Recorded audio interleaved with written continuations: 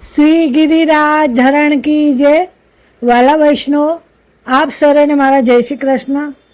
આજે આપણે કૃષ્ણ અર્પણ ચેનલમાં મહાભારતના એક પ્રસંગ જે ભીષ્મ પિતામહ અને કૃષ્ણ વચ્ચેનો હતો તેના વિશેનો આજે આપણે સત્સંગ કરીશું.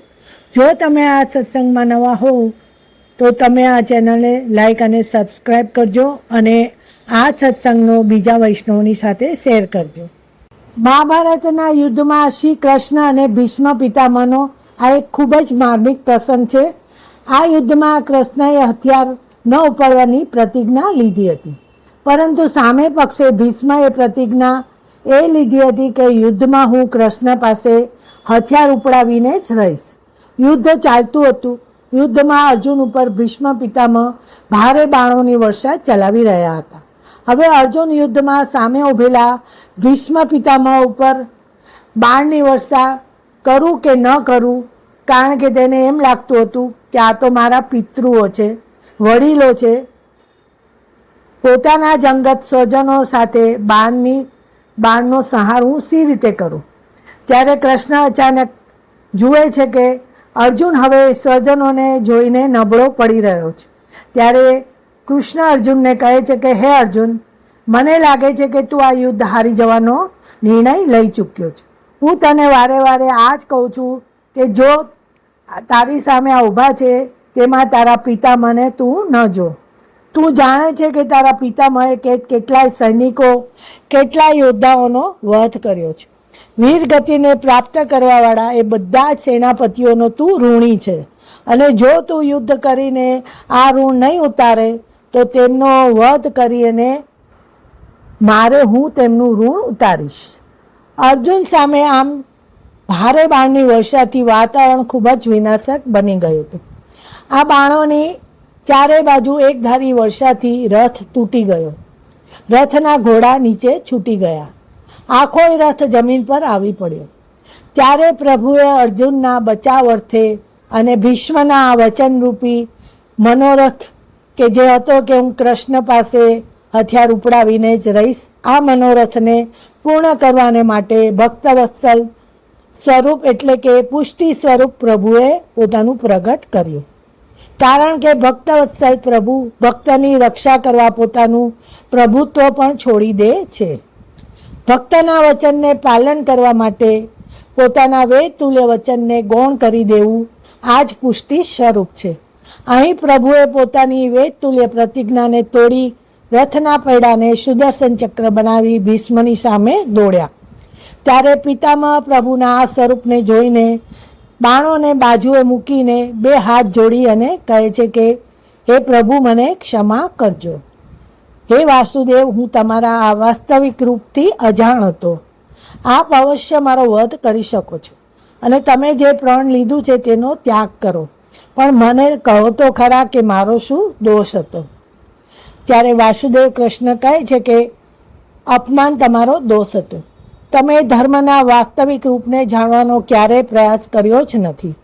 કરુણાના છત્ર તળે જ્યાં સુધી સમગ્ર સંસાર સમાઈ ન જાય ત્યાં સુધી ધર્મ સમજવો ખૂબ જ અઘરો રહે છે.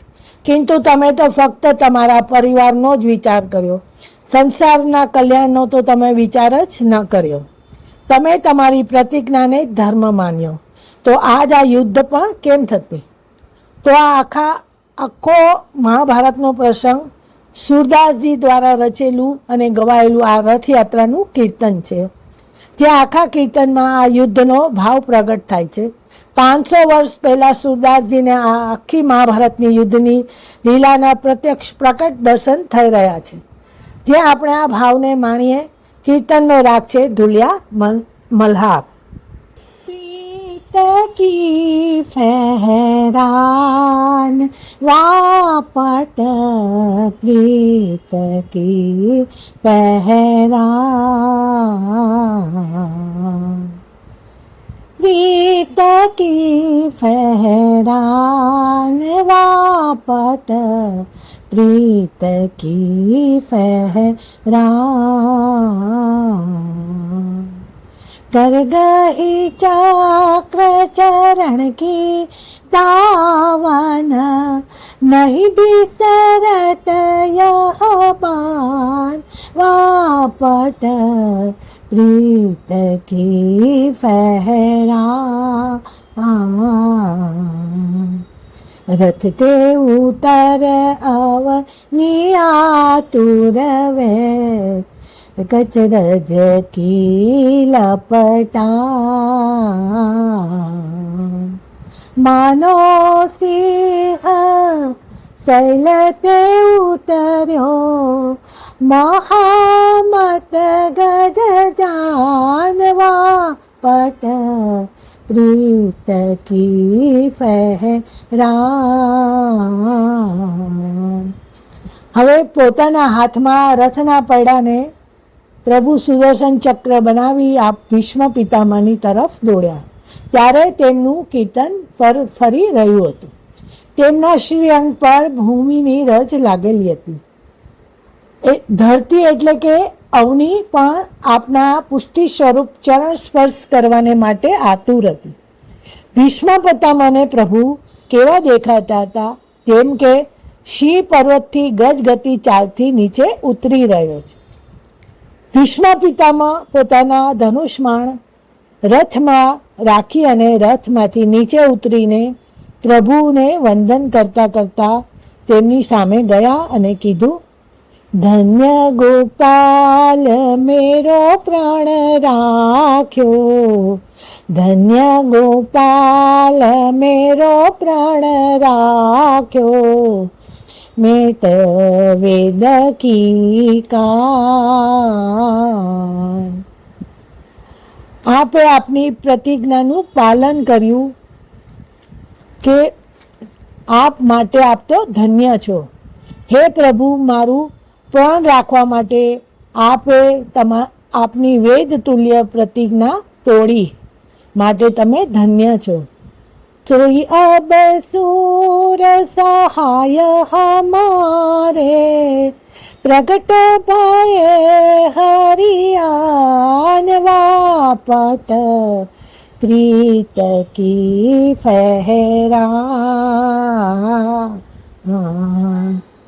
प्रीत की फहरान वापट वापट वापट प्रीत की फहरा. તો આવા પ્રભુ છે, આ ભક્ત વત્સલ અને દયાળુ. પોતાના ભક્તને રક્ષા કરવા માટે પ્રભુ કંઈ પણ કરવા માટે તત્પર હોય છે. વૈષ્ણવ, આજનો આ સત્સંગ શ્રી ઠાકોરજીના ચરણમાં સમર્પિત કરું છું અને બોલો શ્રી વલ્લભાધીશ કી જય.